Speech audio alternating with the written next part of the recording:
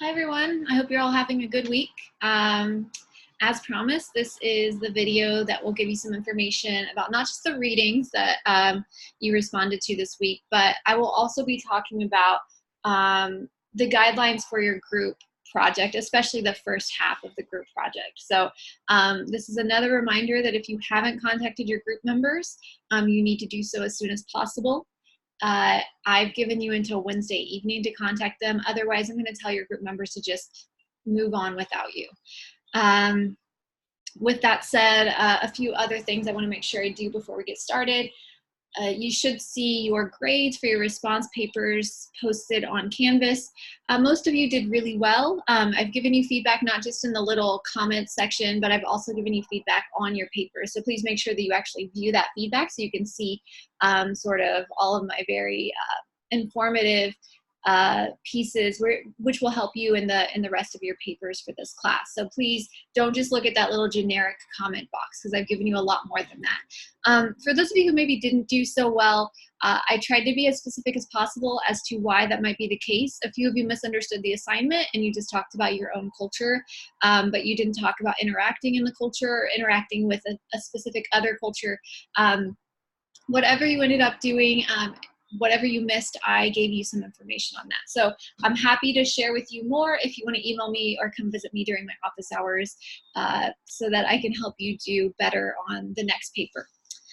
All right, so with that said, let's go ahead and start talking about your group assignment. So what I'm going to do is I'm going to bring up my Canvas page so you can see where you can find the guidelines for those of you who are maybe having trouble finding them. So if you go to the files page and then you go to assignment guidelines, you'll see all of your assignment guidelines here. We're going to be talking about the group project, so I'll pull this up right here. And it will come up here in just a second. So this group project, you actually have two different parts to it. So I'm going to focus on the first part of the project for this video, and but just know that you're going to be in the same groups for the project, for both projects, and you're also going to be working on the same topic. So what that means is the topics that you're choosing for this first podcast should be something that you're interested in continuing to explore, right? So I guess let's get into the important stuff first. So as you can see, your podcast is due October 25th by 11:59 p.m. And I'll get into a few ways that you can record that as well. This is worth 25 points. And you're also going to have a rough outline that's due October 11th that's worth 10 points. In just a second, you'll see the outline format that I expect. But I want this outline so that way I can see that you have something prepared and you're not just going into the podcast conversation cold, like you have something planned and ready to go. As far as the time limit for the podcast, aim for 15 minutes. If it's a little bit under, that's okay. But if it's like 12 minutes, that's too short. 13 minutes is maybe like the cutoff. So maybe say 13 to 17 minutes for those of you who want to go a little under or a little over. And typically I do group members of 3 to 4. Most of you have groups of 3. All right, so let's talk a little bit about what you'll be doing with this podcast. So what I want you to do is I want you to think about an intercultural conflict that your group is interested in. So some conflicts that people have explored in the past. I've had people explore the conflict between Eastern yoga and Western yoga. I've had people explore the conflict between the capitalization of avocados in the United States and what that means for small towns in Mexico. I've also had people explore sort of fun stuff like had people explore Hello Kitty, and the conflict was that even though she was created in Japan, her national identity is British, and so they explored that sort of conflict, which I thought was something that was really unique and fun. But really, I want to leave this open up to you. Like, I want you to explore something that you're interested in, but you should also pick something that is relevant to what's going on in the news today. So a good topic is something that you can like Google and find some information about. Something that isn't going to be so good is maybe a conflict that you've had individually. I want this to be something sort of bigger. So if you're doing like interpersonal issues, they would have to be interpersonal issues that are something that other people are facing throughout the United States or throughout the world. Okay, so hopefully that helps a little bit as far as topic ideas. Hopefully, let's see, what you're really going to be doing with this podcast is you're going to be talking about the issue at hand. I don't expect you all to be like professional podcasters. I know that there's going to be some mistakes, just like in my videos. So bumps along the way are fine. But if your podcast appears unorganized, that's when you're going to be deducted points. So in just a second, you'll see the outline that I expect of you. If you haven't really hit that outline and you all look like this is like the first time you've been talking about this, or you sound like this is the first time you've been talking about this issue, you're definitely not going to do well in the project. Something that's really important here is make sure that you're connecting this to class. Use 2 to 3 keywords. I mean, that could come in at just about any point in your podcast, but sometimes I think the most effective way to do that is to bring it up either at the very beginning or at the very end when you're sort of tying everything together. As far as ways that you can record this podcast, my suggestion is actually to use Zoom. You're actually able to use Zoom without video, and you could just talk to each other online, and you wouldn't have to meet. If that's something that doesn't work for you, there might be some other recording software that you could utilize as well. I'm happy to help you explore that. And of course, for those of you who are able to meet, you can just use like your computer, or some of my students have used their phone to record the conversations. Just make sure that you're doing a little bit of a test run so that I can at least hear everyone. It doesn't have to be like super professional where everyone is on the same level, but if there's one person that you can barely hear, that's going to be a problem. So make sure that you sort of do like a 1-minute test run before getting started. I have given you a link for upload help. I'm also happy to help you with any sort of technical stuff. I've done a little bit of this myself, so I might be able to help you. But yeah, it really does depend. Sometimes you might have to go to the tech offices at CSUN as well to get some help, which means that you should be preparing for this stuff early. You shouldn't be doing it the day of, because there are probably going to be some things that will come up. And you should also know that you are going to be evaluating your group mates. This is something that I do because I know that sometimes in group projects, some group members do more work than others. So I'm letting you know that you're going to be graded. Hopefully that means that you're going to be putting in just as much work as everyone else.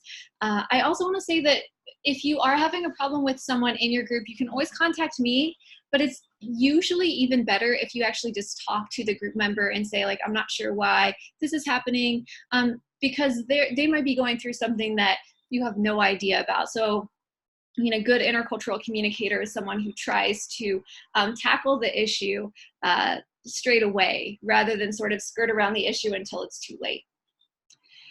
All right, so here's the format for the outline that I want you to use for this podcast. So I know that podcasts aren't typically super formal, but since I am grading you, I have to make this somewhat formal so that I can sort of grade you all equally. So what I want to see in the outline, it doesn't have to have bullet points or anything. It can be really simple. It could be one sentence. It could be a couple of sentences. It could be a whole lot of information.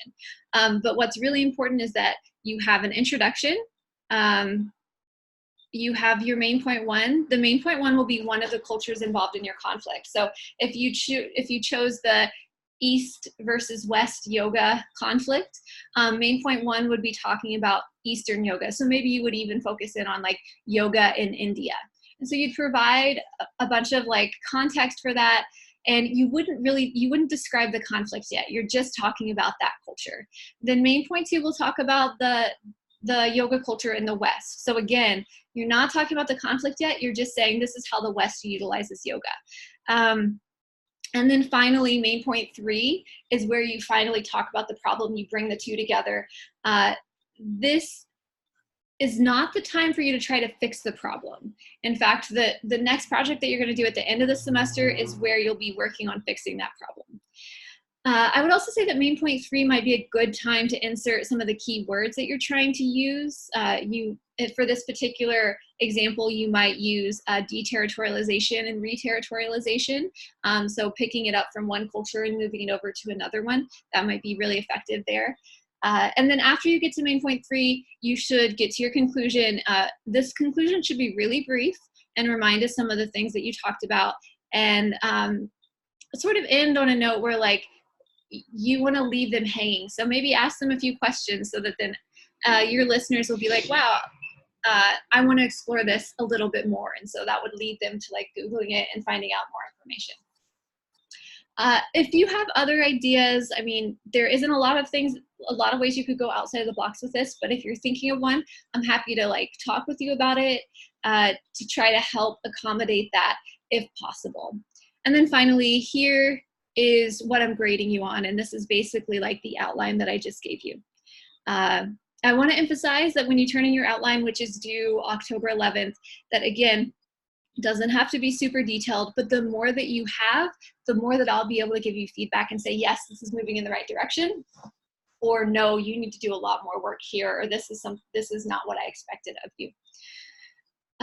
Okay, so hopefully this helps a little bit. After you do this project, I'll talk about the part 2 of the project. But again, you'll be using the same topic for that part too. All right, so as always, you can ask me questions. Feel free to email me. I'm happy to meet online with you if you need to do that. But for now, let's go ahead and talk about the readings for today. So I'm gonna move over to the PowerPoint here. All right.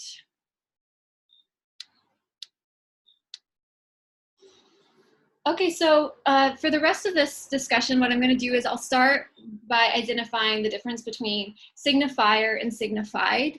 And then what we'll do is we'll talk about race and gender being a social construct. Today's primary focus is gender. Next week, we'll be focusing on race a little bit more, as well as whiteness. So we'll get into that. And then finally, at the end, we'll talk about how these signs come into play in our daily lives. So we'll focus on the genderbread person, as well as how LAUSD is trying to address some of the ways people or students who are students at LAUSD who are LGBTQ are trying to get them to fit in a little bit more. Okay. All right, so the first thing that we have to do is we have to consult with the semiotic experts.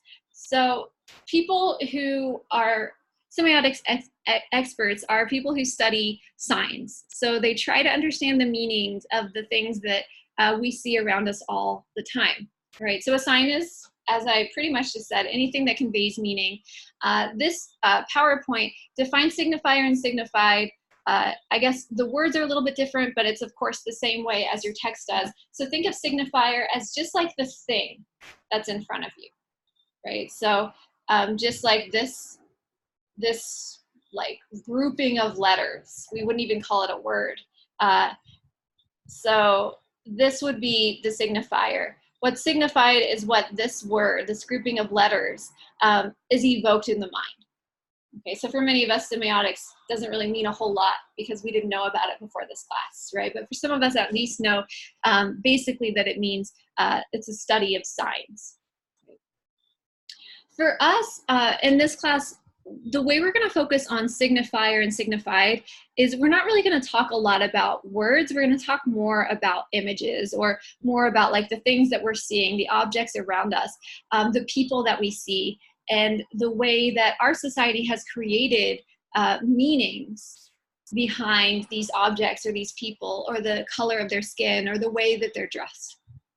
Right. So it's really important first, though, that you understand the difference between signifier and signified. Signifier is the thing, signified is the meaning behind the thing. So to explore this just a little bit more, your textbook tries to give some background. So the first thing that they say is that relationship between signifier and signified is arbitrary. Right? It doesn't really, like calling something red, didn't really have any sort of connection when that first happened, right? The only reason that we kept calling that color red is because people with power said that that was what we should do, right? And then many of us started to follow along. And so the more of us who follow along with, okay, this color is red, the stronger the meaning is behind that, right? So if I all of a sudden, like this Laker sign right here on my glass, right? So many of you know what this means. If I all of a sudden said, actually, no, this means the Boston Celtics, right? You would probably, some of you would be really mad for me for saying that, but you would also say like that, I'm not going to be changing the meaning of this logo, right? Because I don't really have a lot of power. So again, that me making that change is pretty arbitrary. What gives it meaning, what makes us want to follow along with that meaning, is if the person who assigns that meaning has power.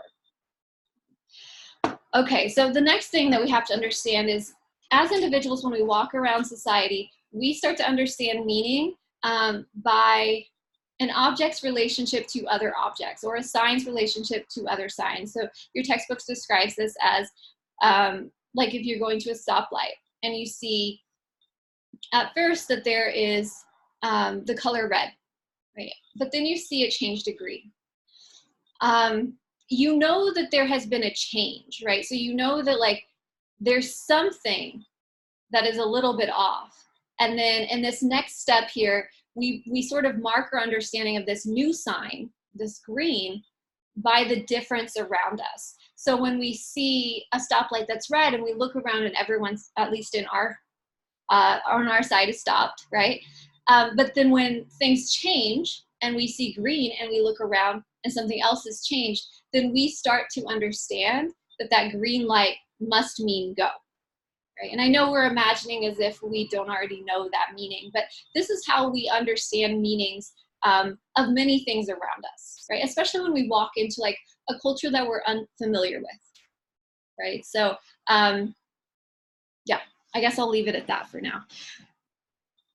Okay, so what will become really important here is the way that we sort of mark our understanding of things like race and gender based on the differences that people present. All right, so the first thing that we should establish before we get into gender in more detail is race as a social construct. So this was one of your reading questions, and many of you got this right. So what your textbook tells us about race being a social construct is race is a thing that has been created by society, right? It's not something that has any sort of biological connection. Although there were scientists in like the 17 and 1800s that tried to make race have a biological connection. They tried to like make this argument that there is something behind race. And one of the reasons why they were trying to make this argument is because these scientists happen to be white, right? They happen to be European/Caucasian. And so they wanted to figure out a way where they could maintain the power that they already had in this global society. And so they used a bunch of things like not just the color of your skin, but also things like the shape of someone's head. Right? And they tried to make this argument that, you know, Europeans, Caucasians were up here at the top here. And then Native Americans and people from Malaysia were sort of here in the middle. And then Mongolians and Ethiopians were down here on the bottom. Right? And this allowed for them to not only maintain the power that they had in global society, but it also allowed for them to sort of take advantage of all of the other races that were below them, because they were sort of making the argument that like people up here at the top were biologically better, they were more intelligent, and they also made the argument that people down here were better served for society in doing sort of the hard labor. Right? So they were trying to make it so that they were trying to make scientific arguments so that they could maintain their position and they didn't have to do some of these other things. And so that they could also feel better about doing things like selling slaves, right? Or kidnapping people into slavery. And I'm not saying that, definitely not giving them an excuse, but this was why they were trying to prove that there was scientific evidence behind race. Eventually, of course, that scientific evidence was found to be false. But this is something that, even though it was found to be false, that social construct has had a lot of implications for people of color, as well as white people, of course, but the negative implications are for people of color. And it's really hard to, now that we can say that there's no biological connection to race, it's hard to say, well, that means we shouldn't talk about race, because especially like here in the United States, we think about how, for example, Native Americans, we don't even pay much attention to them in the media, right? And part of that has to do with way back in the 1800s when race as a social construct was being created, right? We decided who we were going to pay attention to, who deserved to be paid attention to, and who did not. Next week, we'll talk a little bit more about race when we get to the Ian Lopez article. And he gives us more background on the social construct of race in the United States. So we'll sort of put a pin in this conversation so that we can talk about gender. Hopefully this makes a little bit of sense about as to why we still need to talk about race, even though there's no biological connection to it. So today we're going to focus on gender as a social construct. And I know that your reading questions had a couple of things about, like, first of all, like, how is gender a social construct? And many of you got that part right? Just like race, gender is something that society has created, right? We've decided what it looks like to be a woman and what it looks like to be a man. Just in like these two markers right here that you see on the screen, right? Not just in the way that like the woman is wearing a dress, but the woman is also pink. Right? And yes, there are things that are starting to change, right? That's the cool thing about living. The cool thing about communication is that we're able to shape and we're able to make some change in these social constructs. But I think we still have a lot of ways to go for those of us who maybe feel like we don't quite fit into like this box of being a woman or the box of being a man. So let's try to establish some ways that this might create some conflict, or as well as ways that this might create some meaning. So before we get to the genderbread person, what we're going to do is we're just going to use this this image of Kendrick Lamar's performance at I think the VMAs a couple of years ago. So you can start to see how images of race and images of gender help us understand society a little bit more. Right? So when we look at this image, and we see, especially the people behind Kendrick Lamar, we see their clothing, right? That was, remember when we talked about signifier and signified? Just the plain basic clothing is like, okay, so we understand that to be just a shirt, just a pair of pants.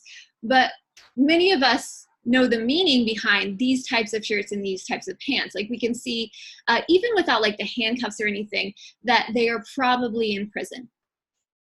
Right? And then once we see, of course, this is also signified and signifier. These are also signs. Once we see the handcuffs, we then start to think even more, okay, they must be in prison, right? Then we see behind them the what looks like bars, right? And we're still, like all of those things that we said initially with the way that they were dressed, we're confirming that idea that yes, prison, yes, prison, yes, prison. There's nothing here as far as signs go that tell me that they might not be in prison.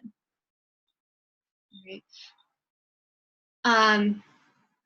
To add to this, like if we're thinking about gender, right, we're thinking about the colors that are being showed. If they were wearing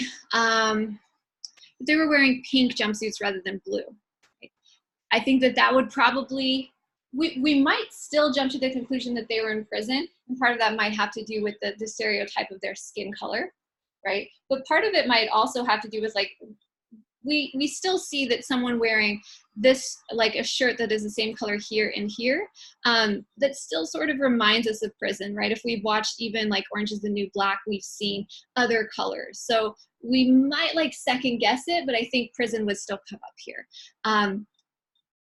All right, so I've given you a couple of different signs in the way that like we use these signs to sort of build on how we understand a specific image.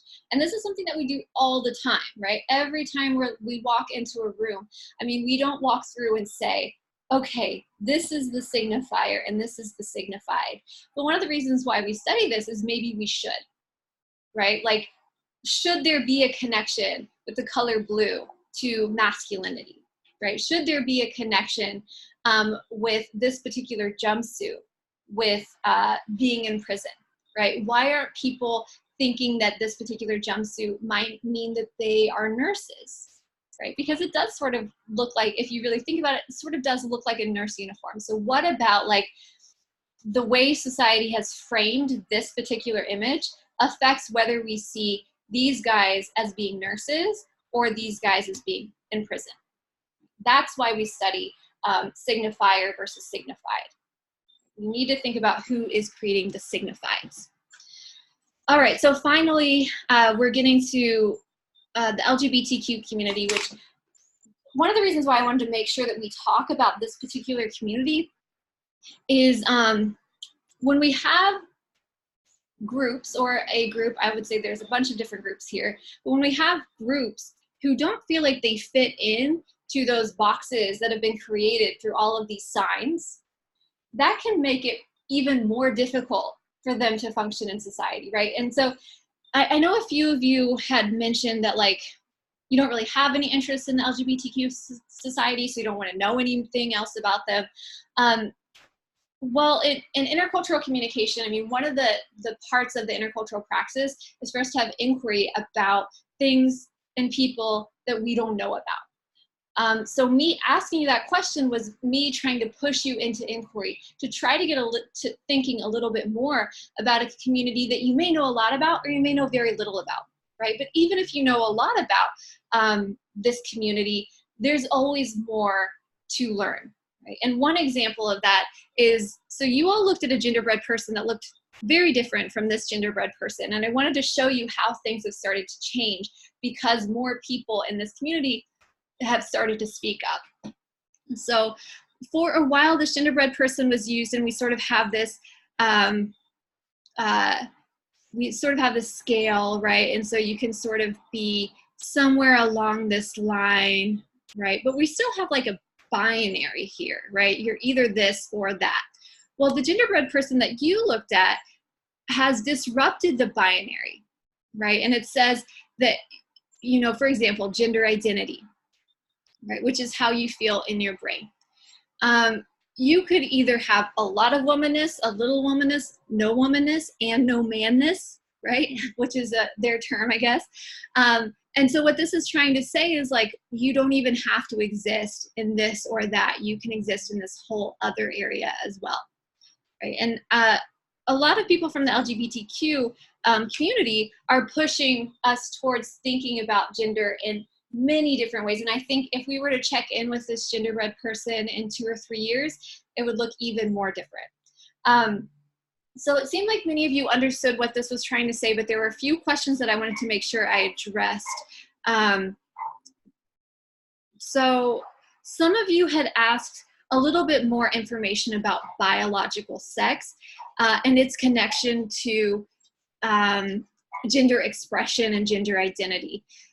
So I know that there's plenty of stuff like on the internet that can help you explain this, but something that's really important here is those of us who has a gender identity and gender expression that correlates with our biological sex, we have a really hard time understanding how these things could be like separated, right? And so for some of you, you're like, I don't really get why someone would be this if this. That's because you fit nicely in the box, right?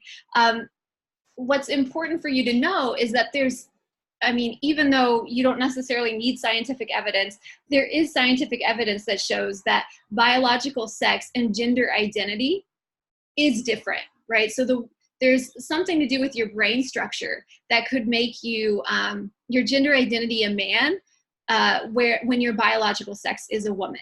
Right? And so there's more research being done on this today. But for those of you who are like, you know, I need the science to back this up, know that there is science and there's probably more coming.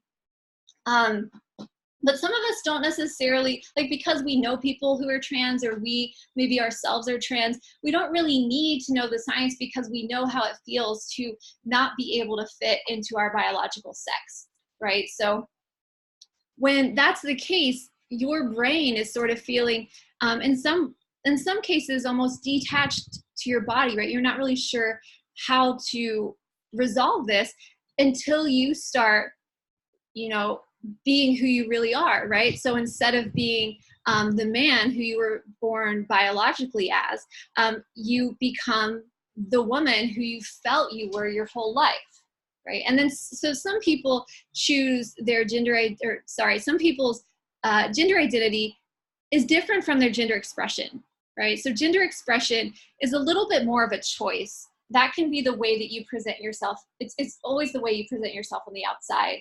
And someone might present themselves differently, perhaps if they live in a community that is not accepting of people who are trans, right? So maybe they're going to be very conservative and maybe not present themselves as feminine or masculine, so that they don't, first of all, have to lie about who they are, but second of all, have to put themselves in danger, because there are some places where definitely being trans can put yourself in danger. So this would be why you might express yourself a little bit differently, right? I know there are a few other questions that I wanted to address. Let's see. Some of you were wondering why there were two different things down here, so sexual attraction and romantic attraction. This is because for some people, their sexuality is not the same as their, their romantic attraction. Like they want to be sexual with people maybe of the same sex, but maybe they want to be romantically involved with people of the opposite sex, right? This has to do with the different ways that you might love individuals. And again, for some of us, those things are attached, right? But for others of us, those are different. And one of the reasons why they've started to detach this is to make more people feel as if, you know, their different types of attractions is not abnormal, right? It's something that a number of people feel. So this isn't something that you have to I'm not asking you to go out and explore any of this as far as your own individual lives, but it is something that's important as you start to meet more people from different cultures, because you can start to empathize with them, especially if they grew up in a place that didn't really accept them, right? They might communicate differently because they've spent so long having to be quiet, right? Or having to be scared. And one thing that I wanted to bring up for those of you still who are this is intercultural, I don't know why we're talking about gender. Some of these stats that you can find online as well, where 40% of homeless youth identify as LGBTQ, 90% of trans adults experience harassment at work. It's in fact legal to fire people who are trans in some states. And 41% of trans individuals have attempted suicide. One of the reasons why we educate ourselves is to help these numbers go down, right? To make more people feel at least as close to as comfortable as possible. And this is why I had you read the LAUSD article, because I think LAUSD has taken it upon themselves to help LGBTQ youth feel a little bit more comfortable, at least in this space, right? Perhaps when they're at home, they may or may not feel comfortable with who they are, right? That really depends on the parent, the caregiver, whoever is helping them through their day-to-day life. But if LAUSD can make a space that can provide a space that makes them feel a little bit more comfortable with who they are, that could bring some of these numbers down. I like that some of you sort of suggested that they could work more on building safe spaces and maybe groups or something that could form on campus. So it's not just about this mentorship program that LAUSD has brought up, but maybe think about how to have some time for these kids to be able to talk amongst each other and talk amongst their mentors in sort of after school programs. I think that would be another really important step for LAUSD, and of course for places throughout the United States and throughout the world, right? Because for many of us, school is like a second home, and it can be really important to help us sort of formulate our identity. And it's nice to have people who are on your side when you go to school. So hopefully reading about what LAUSD is doing sort of sparks some interest in some of you to think about what you could do in whatever workplace you end up in, right? Or whatever nonprofit that maybe you choose to volunteer at. You could help bring these numbers down as well. the more you learn about a community that you may or may not be a part of. Okay, so I know we had a lot to cover today. Those two readings were pretty dense, and we didn't even get to a lot of the stuff. But what's really important here is that you understand the difference between signifier and signified. You also know what it means when I say something is a social construct like race or gender. And then finally, you better understand how specifically gender and maybe a little bit sexuality influences the way people move about their day-to-day lives. Right. As always, I'm happy to answer any questions that you have, and feel free to check in with me through email or in my office hours. All right. Thank you.